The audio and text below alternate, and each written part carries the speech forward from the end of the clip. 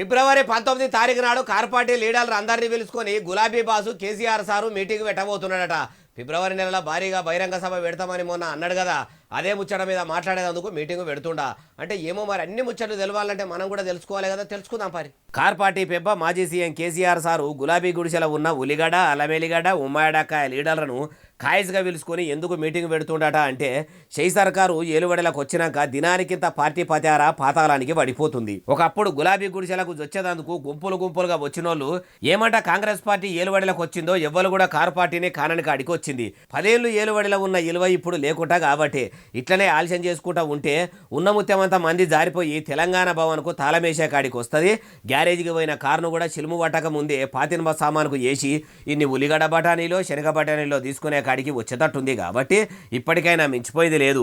అనపచేన్ల ఓడగొట్టుకొని కందిచేన్ల ఎంకులాడితే ఏం రాదు, పోయిన దగ్గరనే దేవులు ఆడుకోవాలి. తెలంగాణలో దిగజారుకుంటా దివాలా తీస్తున్న మన పార్టీ మళ్ళా రాష్ట్రంలో పుంజుకోవాలంటే పార్టీ సభ్యత్వాలు ఎట్లా చేపియాలి, పబ్లిక్ల బీఆర్ఎస్ పార్టీకి పతారా ఎట్లా పెంచాలి, ఇక మొదలు ఏమేం చేయాలనో ఇషారా చేసేందుకు మీటింగ్ పెడుతుండట. ఎట్లున్నది ముచ్చట? 10 ఏళ్ళు ఏలుబడిలో ఉన్నప్పుడు ఒంటెద్దు పోకడవాయే. ప్రజలు ఓటుతోని బుద్ధి చెప్పే వరకల్లా బుద్ధునికి బోధి చెట్టు కింద జ్ఞానోదయం అయినట్టు కేసీఆర్ సార్కు ఓడిపోయినాక ఫామ్ హౌస్లో పొద్దు గడుపుతుంటే అట్లా కూడా జ్ఞానోదయం అవుతున్నట్టున్నది కదా. చేతులు గాలినాక ఆకులు పట్టుకునుడు అంటే ఇదేనేమో అనిపిస్తలేదు.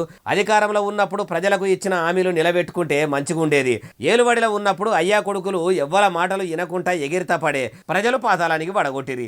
అందుకే అంటారు, దీపం ఉన్నప్పుడే ఇల్లు చక్కదిద్దుకోవాలి, అధికారంలో ఉన్నప్పుడే ప్రజలకు ఇచ్చిన హామీలు నిలబెట్టుకోవాలి. ఇట్లా చేయకుండా తలుగున్నోందే బర్రే అధికారంలో ఉన్నోళ్ళదే ఇష్టారాజ్యం అన్నట్టు చేస్తే ఇప్పుడు బీఆర్ఎస్ పార్టీలకు పట్టిన గతే రేపకల్లా రాష్ట్రంలో ఉన్న కాంగ్రెస్ పార్టీకి, కేంద్రంలో ఉన్న కమలం పువ్వు పార్టీకి వట్టొచ్చు అంటున్నారు ఈ ముచ్చటిన్నోళ్ళు.